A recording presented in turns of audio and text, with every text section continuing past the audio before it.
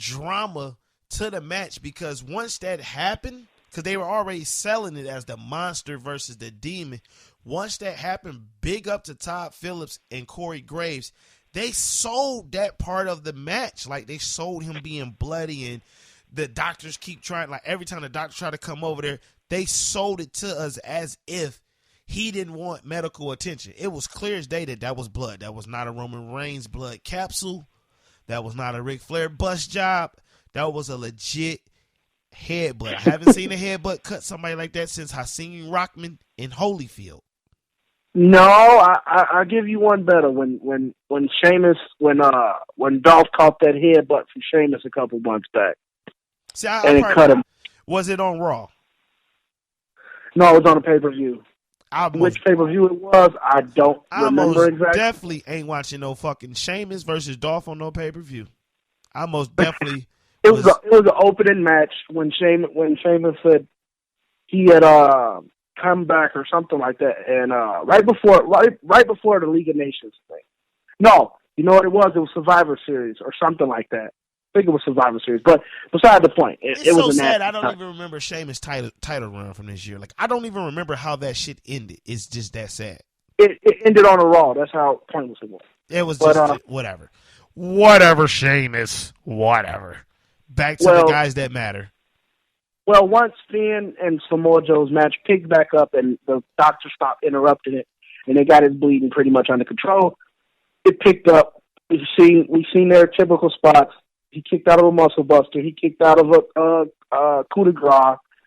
And the match ended up with a reversal. Reversal into a pin. Samoa Joe went for the Kikina clutch, and Finn rocked him back and stacked him, in essence, and pinned him and retained the title. Which was another part that was good. I'm not a big fan of reversal finishes, but once again, this match, why I said this match was so electrifying, I believe in drama. I believe in having everything play together. We had a situation occur early in the match that could have ruined that match because, one, they could have stopped that match. They could have stopped that match due to safety because Joe I was leaking. I mean, every attempt they tried to stop it, it didn't. Like, I'm going to switch over to my internet fan mode. You can clearly see the referee go over to Finn Balor like he's checking on him, but his mouth is moving the whole time. He's passing some information on. But back to my regular fan wrestling, all I seen was a guy eye bleeding. I heard an announcer calling him even more of a monster for his eye bleeding. I saw somebody throwing people off of him after he let him wipe them. You know, he let him wipe them, then he throw them off of him, let it go. Then I heard a crowd just get irate with crazy chants during that match. Fuck PG, let them fight forever. I mean, that whole situation. The crowd was crazy all night. Yeah, that whole situation played into a instant classic of this generation because you got to sometimes dumb it down for what, like, if my son was watching that would be considered one of his classics, because if you take away the ins and outs that you may have learned over the years or you may just know, when they say nothing can go wrong when we go live, that was the definition right there. The announcement team, big ups to Corey Graves and Todd Phillips one more time, because they sold it. I mean, they like earlier that night they had to sell when what's his name missed, but they didn't do a good sell job of it. He just mentioned it. But they made Samoa Joe look like the monster that they were selling all leading up to this match, where at one point in time it takes you back to being a kid where you can't remember if it's real or fake, because they sold it. And then the crowd bought right into it with the energy of the referee keep coming to stop his eye from bleeding. The crowd got no respect for this man's life. They basically like dude, full wrestling fan mode. He could go blind, but it's sold. And then the whole ending of the match, it still worked. That's why that's why this match was so electrifying, because it covered all bases. Something went wrong, you can't even tell it went wrong. If you're someone like my 61-year-old father who's watching this match, he not understanding that this man's eye is bleeding seriously, and the match needs to be stopped. He's going to see the match going on. He's going to hear the announcer. He's going to hear the crowd, and it culminated to one big pop, one great match. That's why I have to get his match a 5 so far. This year's been a short year. We're only in a 4th month. It may be in the match of the year candidate right now as a pure wrestling fan without breaking down any other technical things. With the added drama, I'd have to give it a 4.5, definitely. These guys have went toe to toe before. They both tell stories, and both their build-ups to both their matches have been phenomenal. Joe was just irate and shocked that he got caught again. He got caught again by Finn Balor. Just can't get over on Finn Balor. He can beat him up doing all the build-up and do everything he wants to do. He can't get over on who is pretty much the face of NXT, Finn Balor. He can't. He can't get over on him. And it was a solid match, and it told the story. You're right. It built the bleeding and the possible stoppage of the match built drama to the whole feud. It definitely did. And it was a good change of pace because us wrestling fans, and I put the quotations up, and some of these bigger internet fans, I made a pledge on the Critters Den. Shout out to the Critters Den. My man Brendan Critter. Check him out. I said I was going to stop being one of those fans. And going early in the night, it started a trend where it almost looked like all titles were going to change. And if you're one of them fans, you felt like, he going to win it tonight. And in this match, you wasn't for sure if Samoa was going to win or not because it changed pace so many times because it almost looked like it would be the night that Finn Balor dropped his title. And also, it looked like the night that it would be a perfect chance to go ahead and drop the Bullet Club on us. And they didn't. They kept it. They kept it just as is.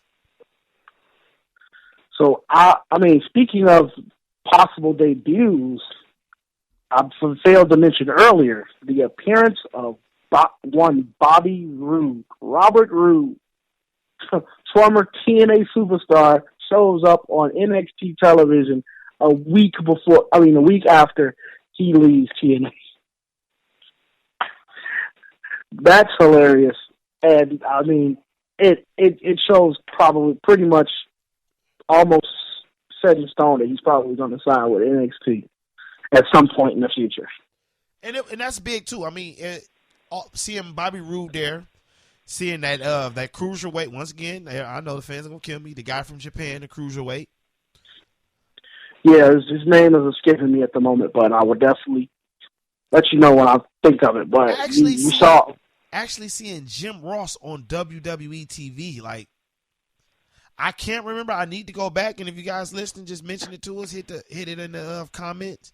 I know they announced the young lady he was with, but I couldn't remember if they said there goes JR or Jim Ross. They announced Michelle Beadle, and they at least put JR's name up on the lower third on television, but I can't remember at the moment either. But it was great seeing JR, and he was having a good time. We saw Stephanie McMahon show up, and we also saw Scott Hall and X-Pac, who looked pretty okay for their age and situation. X-Pac has looked like a crackhead since he left the ring. I don't know what's going on. They need to stop putting him on TV, man. What Scott is doing is great. I mean, that ESPN 30 for 30 hurt my, not 30 for 30, the E60 hurt my heart to see Scott Hall. It really did, because his whole character, both sides, Scott Hall and Ramon, was a great thing. But dude, stop fucking showing this guy X-Pac. It looks like he just hang on Kevin Nash and Scott Hall coattail for a check. He looks like he takes his money and go to wherever he goes. Right. He needs some damn DDP yoga, man. Yeah, but if I see him in that dirty ass headband one more fucking time, he's been wearing that thing since the 90s, man. I swear. I mean, I wasn't gonna have no rants tonight because it was the night of celebration. But dude, every time I see this little fucker on TV, it just it pisses me off because one, he wasn't that great. He was good friends with three good guys. He wasn't that great. He was a good supporting character. I give him that. He was a good supporting character. He was okay. I mean, hell, Ron Harper knocked down a couple threes if he was left open. He was a good supporting character in an age that had a lot of good supporting characters. Was he the top supporting character? Hell no. That goes to Mick Foley. But he was good. He was there. But all said and done, NXT Dallas was a good stepping stone for the NXT brand, and who knows what's to come next. You're probably going to see a couple of these guys that wrestle tonight possibly in the Cruiserweight tournament, the Global Cruiserweight tournament that was announced by Triple H on WWE.com. It's supposed to be going down in July. Who knows? And it's great how we had a 2 hour, was it 2 hours, bro? It was a 2 hour event. 5 matches, if I'm not mistaken. Tag match, Aries match, women's match, title. So that was 4 matches, right? And Sami Zayn's match. 5 matches. Isn't it crazy how you can get a crowd with that much energy? You can get that much action out of 5 hours if you take the out of 5 matches in 2 hours. Out of 5 matches in 2 hours, if you take the fucking mic away from people from talking. The NXT works so well because it's wrestling stripped down to its most basic form. And that's why the small guy likes it so much. That's why the internet jockeys are so crazy about NXT, because it gives you exactly that. It gives you what you paid for. You walked in the building to see wrestling. Everybody that paid for a ticket, they walked through the door to see wrestling, and that's what they gave you. They didn't give you a 15-minute opening promo or backstage nonsense. They may have gave you a quick interview or here or there, but that's what they're strictly there for. Wrestling. They give you what you pay for. Wrestling. Even to get into 2 of their bigger matches, the Sami Zayn versus Nakamura. It's another guy named Nakamura. I should remember his name.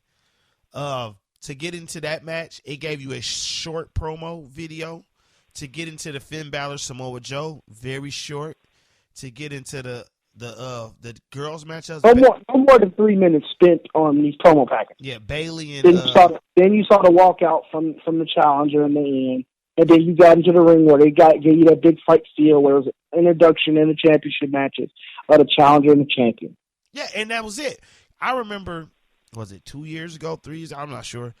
I remember watching Mania, and I had to watch the same fucking John Cena Rock promo that I've been watching the whole lead up again at Mania. Another fucking 5 to 10 minutes of just these 2 videos. They show both of their videos. I'm like, oh my God, if I see this one more time.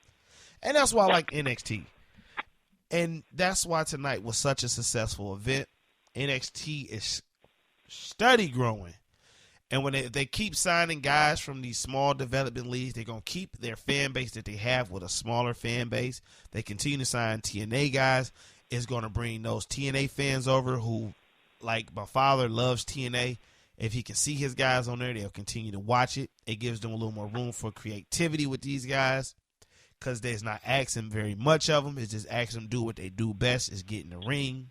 Because you very rarely hear anyone talking on NXT. Every now and then someone to cut an in-ring promo.